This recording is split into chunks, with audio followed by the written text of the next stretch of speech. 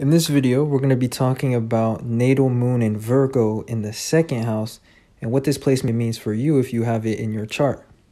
So in a general sense, what the moon represents is it represents emotional needs, things that we depend on, and it's also about insecurities or things that bother us or that make us feel out of control and things that may stress us out.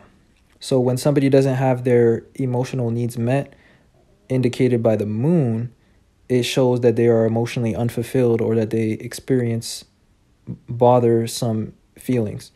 So when the moon is in Virgo, which is all about order, routine, practicality, and organization and familiarity, this shows somebody that has an emotional need for things to be organized in their life, or in order for their things to have some sort of structure or routine. And also they have this emotional need for familiarity. They don't like sudden change. And they're quite adaptable people, but they need to know all the variables of things. They need to know the specifics and the details of a certain endeavor before they undertake it, because they have this need to control the details or the variables. So when this moon is in your second house, which is about values, tastes, and possessions, this particularly shows somebody who has an emotional attachment to their resources and to their financial situation, and that needs their finances to be in a particular order or to be organized. And they need to be familiar with all of their income and their expenses, and for it to make sense. Because moon in Virgo is in the third sign from its own sign, and the third is all about logic or common sense or the mind. So they need things to mentally make sense when it comes to their finances. So these people are quite frugal sometimes with their finances, or organized with how they spend. But in a general sense too, they're very sensitive to like small transactions or small inconsistencies in their financial situation or in their possessions. So even when it comes to possessions, they need things to be in a certain order. Now, finally, the second house is about values and tastes.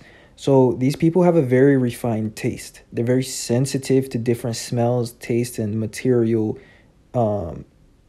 things, material experiences, physical experiences, because the second house is our earth house, and it's all about material things.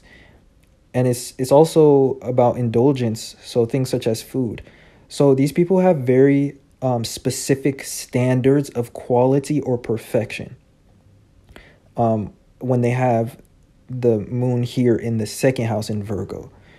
And when it comes to their possessions, they have a standard to the quality that it must be in order for them to value that thing or to purchase it.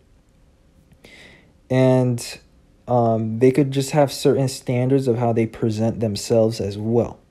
Because the natural sign that has the second house in Virgo is Leo. And Leo is all about being in the spotlight or being seen. So sometimes this need for high standards or for like a specific quality of things is due to ego or like having personal standards for themselves of how they present themselves. So it can sometimes be in the way that they dress or the way that